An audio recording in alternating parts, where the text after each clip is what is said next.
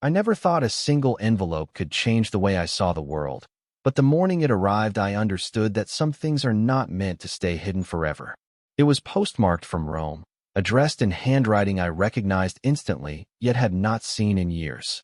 My uncle Lorenzo, a man who had lived inside Vatican walls for half a century, had died 3 weeks earlier. I had not attended his funeral. We had not spoken in almost a decade. Inside the envelope there was only a single sheet of aged stationery. The paper was yellowed, brittle at the edges, and smelled faintly of candle wax. His handwriting, still sharp and deliberate, said, "Matteo, if you are reading this, the cycle has begun. In the sublevels of the Apostolic Palace lies a room that no one admits exists. It opens once every 33 years, always at midnight on the feast of St. Helena. They will never tell you where to find it. But you must go. You are the last one who can. Burn this letter when you are done. They are already watching." I read the lines 3 times before I realized my hands were shaking. At first, I assumed it was some elaborate riddle meant to test me. My uncle had been a scholar of obscure church history, and he was famous in our family for weaving stories about relics, secret councils, and hidden archives. Yet something about this message felt different. He sounded urgent, almost fearful. That night I searched through his old journals, which I had inherited without much thought. Most were filled with Latin transcriptions, marginal notes, and sketches of architectural layouts. But in one volume, dated 33 years ago, I found a page that looked unlike the rest. A circular diagram filled the sheet, with concentric rings marked by strange sigils. At the center was a small drawing of a door, plain, unadorned, but surrounded by the words, "Custodes Silentiae," guardians of silence. Next to it, written in Italian, were these words, "Beneath the Libreria Vaticana. Level 4. Ask for the Angel's Gate. Only when the bells align." I had visited the Vatican Library once in my life, as a tourist. I remembered marble floors, endless shelves, and a heavy quiet that felt ceremonial. I never imagined there were 4 underground levels. By morning, I could not think of anything else. I booked a flight to Rome, telling my friends I needed family business. As the plane descended over the city, the dome of St. Peter's Basilica glinted in the sunset like a beacon. I felt as though my uncle's eyes were still on me. Somewhere under those centuries-old stones, a door that had been sealed for decades was waiting to open again. And whatever had been locked inside someone clearly wanted it to stay that way. The Vatican is designed to make outsiders feel small. Even as I walked through the public courtyards the day after I arrived, I felt an odd tension in the air, as though every column and statue was angled to watch me rather than simply stand. I had no official access to the Libreria Vaticana. Tourists are never allowed into its deeper halls, let alone its sublevels. But my uncle's old identification badge was still in my possession, tucked inside one of his journals. It bore his name, his faded photograph, and a magnetic strip that looked ancient yet intact. I waited until late afternoon, when visitors were thinning out and priests were leading evening prayers. Moving quietly, I slipped down a side hall where staff badges were required. A security guard nodded as I flashed Lorenzo's card. I muttered something in Italian about retrieving archived manuscripts, and he barely glanced at me before buzzing me through. Inside, the library was darker than I remembered. The air smelled of old paper and something colder, like stone that never sees the sun. The deeper I went, the fewer people I saw, until I reached a stairwell blocked by a locked metal gate. Here I hesitated. The letter had warned, "They are already watching." I had no idea who they were. But if anyone noticed a stranger trying to access a restricted level, Vatican security would intervene immediately. I scanned the badge. To my surprise, the gate clicked open. The stairwell beyond spiraled down tightly, lit by small electric lamps that hummed faintly. I descended 1 floor, then another. By the 3rd level, I saw signs I could not read, warnings in Latin carved directly into the walls. On the 4th landing, a heavier door awaited me. Its surface was iron, but the center panel held a carving of what looked like a winged figure with its hands covering its face. Above it, etched into stone, were the words I had seen in Lorenzo's notes, "Porta Angelorum," the Angel's Gate. I reached for the handle. It was locked. Yet the diagram in my uncle's journal suggested that the door was not meant to open yet. It would only unlock when the bells align. I checked my phone. It was 2 hours before midnight. I waited in the shadowed stairwell, my back against the cold wall, listening to the distant sounds of the Vatican above. Somewhere high above me, tourists were strolling across St. Peter's Square, unaware that below their feet a door waited to be opened for the first time in 3 decades. As the minutes passed, I noticed something unsettling. The electric lights along the stairwell flickered. The air grew colder. And faintly, so faintly I thought I imagined it, I heard a low, metallic sound from behind the angel's gate. It was not a random creak. It was rhythmic, almost like breathing. Midnight approached. The Vatican's distant bells began to chime, their echoes seeping into the depths where I stood pressed against the wall.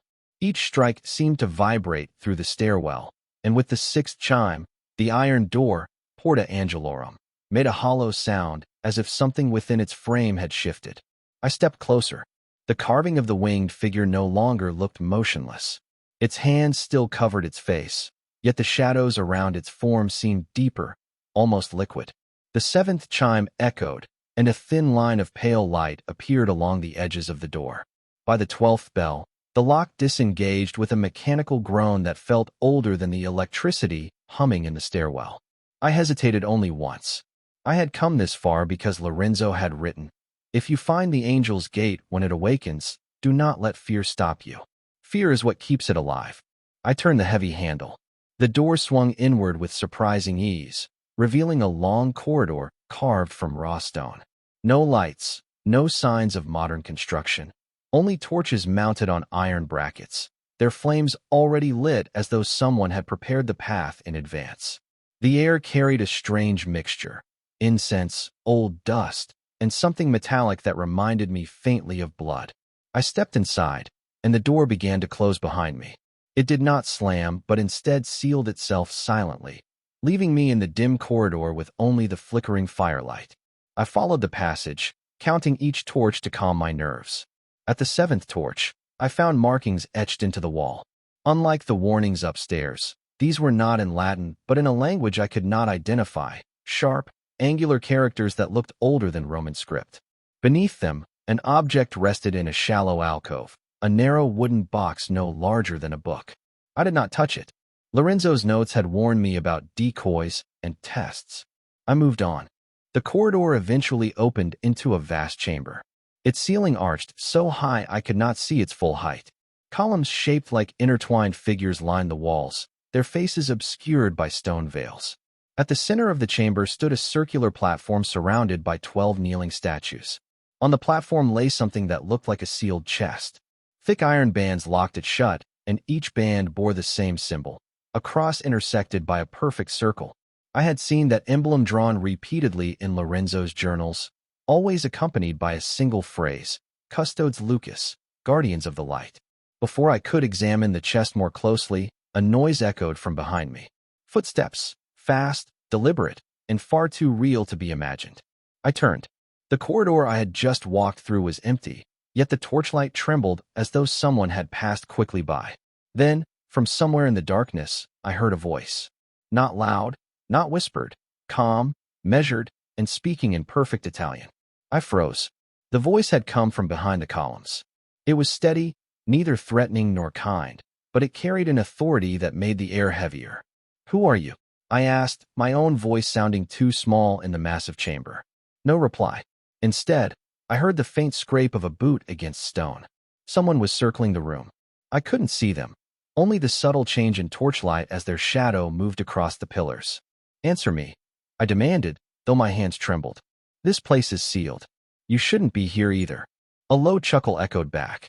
"You think you came here by accident? No one finds the custode's chamber unless they are meant to." I glanced at the iron-bound chest. My instincts told me it was the reason for everything, Lorenzo's notes, the timing, even the warnings etched into the walls. "Did my grandfather know you?" I asked. The shadow paused. For the first time, the voice held an edge. "Your grandfather understood what needed to remain hidden. Do you?" I didn't answer. Instead, I tried to focus on details, anything that could help me understand who or what I was dealing with. The figure stayed in the dark, never fully stepping into the torchlight, yet I caught a glimpse, a tall man dressed in a long robe, its fabric darker than the surrounding shadows, marked with the same cross and circle symbol I had seen on the chest. Why does this room only open every 33 years? I asked. Silence. Then, calmly, because that is how long it takes for the seal to weaken. And when it does, we must choose, lock it away again, or let what is inside awaken. I felt my heartbeat hammer in my throat. What's inside? He stepped closer, just enough for the light to catch his face. He looked older than anyone I had ever seen, but not fragile. His eyes were sharp, silver gray, and they seemed to see through me. You do not want to know? He said. I took a step back. I came for answers. My grandfather wanted me to find this place. He left instructions. The man's lips curved into a faint, almost sad smile. Then he betrayed his oath. Before I could respond, a deep vibration rolled through the chamber. The chest on the platform rattled as though something inside had shifted. Dust fell from the ceiling. The man's expression changed instantly, from calm to alarm. It is too soon, he whispered. He rushed toward the platform, muttering in the same unknown language I had seen carved into the walls. Each word seemed to make the torches flare brighter. I stood frozen, torn between helping him and running. Then the chest let out a sharp metallic sound. The first lock snapped open on its own. The man spun toward me. Leave. Now. I hesitated. The second lock began to turn.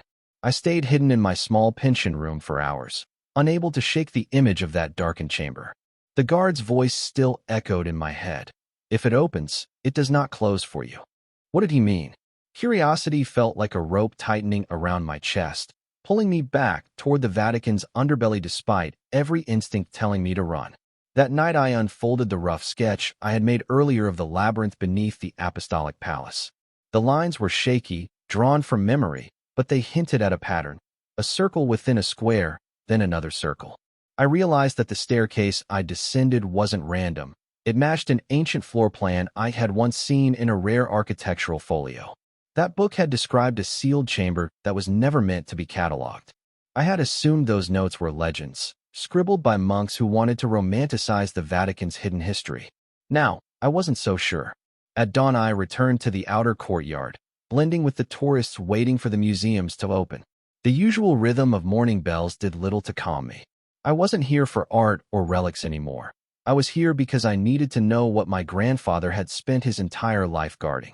Somewhere within those walls lay the answer to why he had written, years ago, when the 33rd year arrives, the page will breathe again.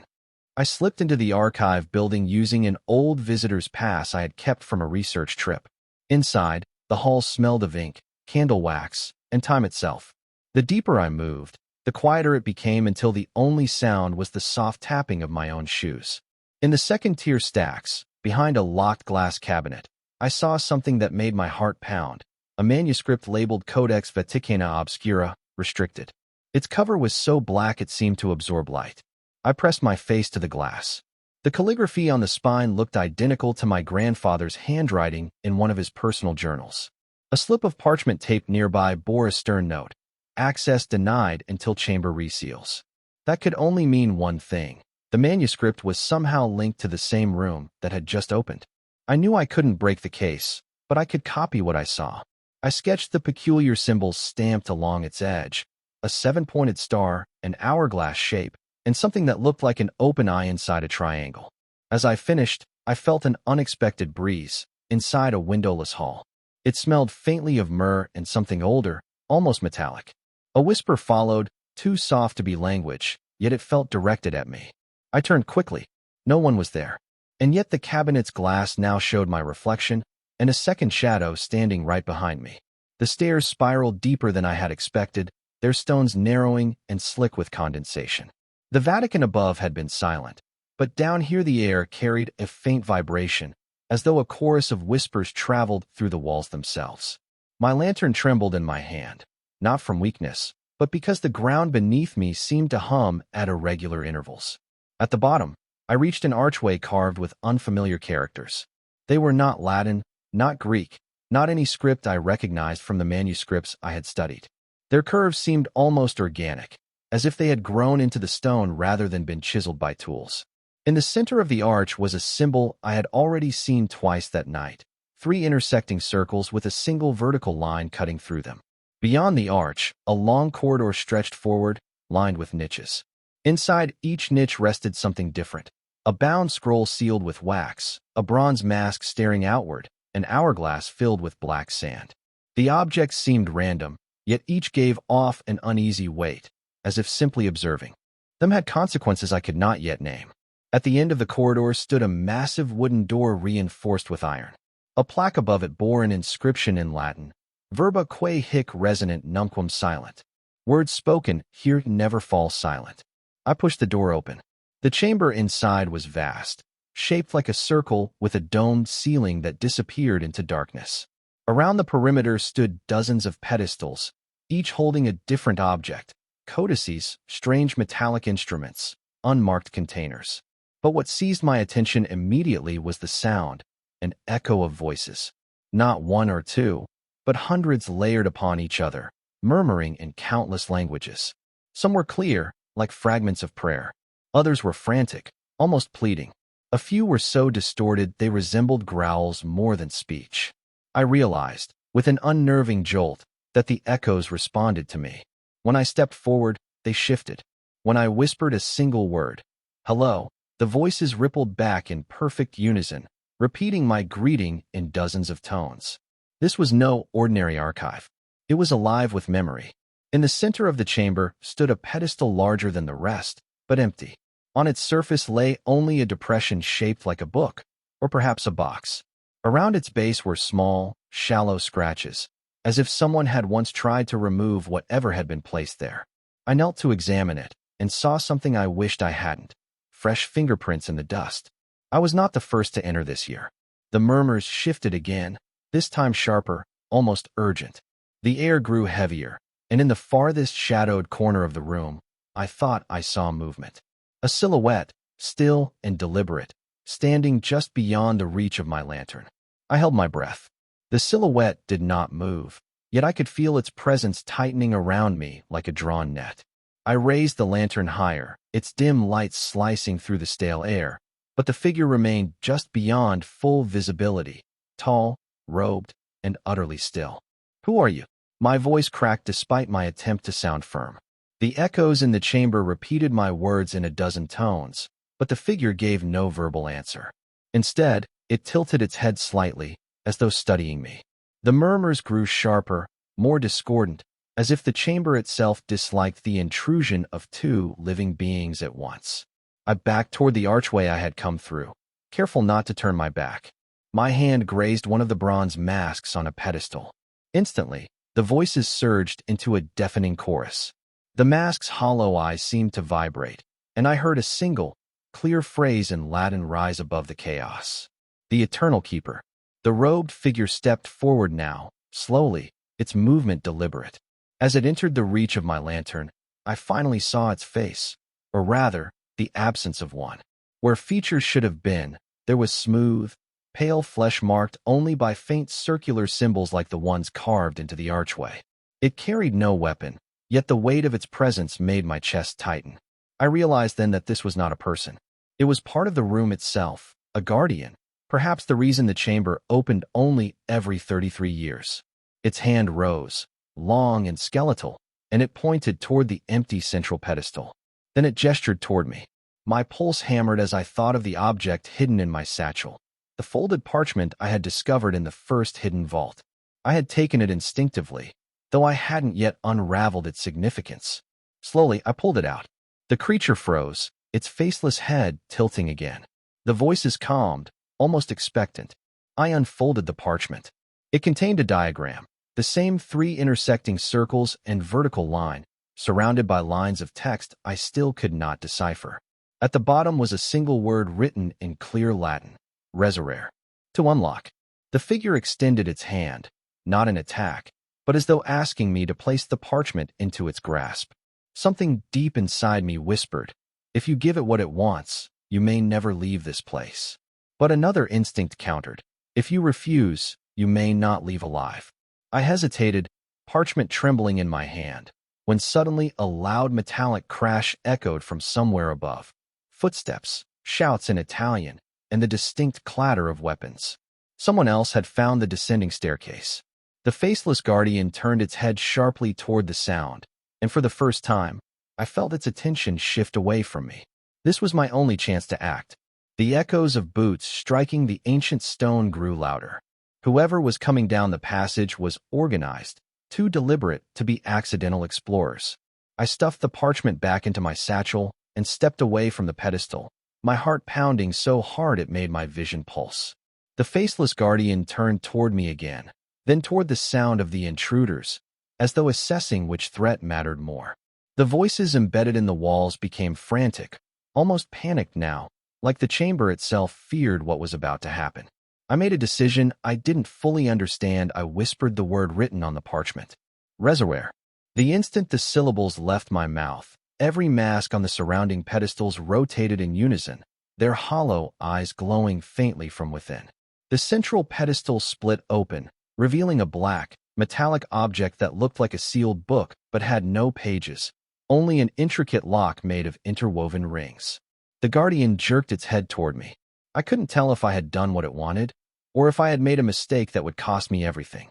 The shouting above was close now. A harsh voice barked an order in Italian.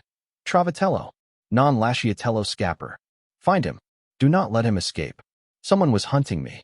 I grabbed the strange object from the pedestal. It was heavier than it looked, unnaturally cold, and thrummed faintly as though alive. The moment it touched my hands, the guardian stepped back, lowered its head, and then, without warning, dissolved into shadow, vanishing as though it had never been there at all. The walls shuddered, dust falling from the ceiling. The chamber was closing. I sprinted toward the archway I had entered from, lanterns swinging wildly. As I ran, I passed symbols I hadn't noticed before, drawings of figures kneeling before the same object now clutched to my chest. At the edge of the corridor, I heard boots pounding behind me. A beam of light cut through the dust, and a voice shouted, "Stop!" I didn't. I plunged into the passage, climbing the spiraling stairs 2 at a time, the artifact pressing painfully against my ribs. I could hear them gaining on me, but then the stairwell shook violently. Stones cracked.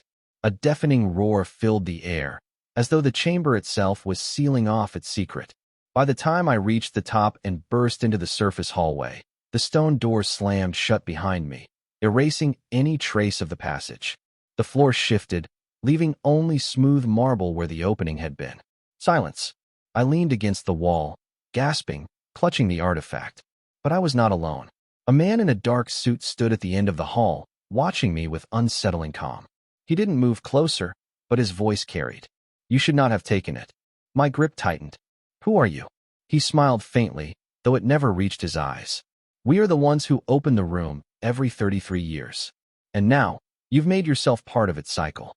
Before I could reply, more footsteps echoed behind him. I turned to run.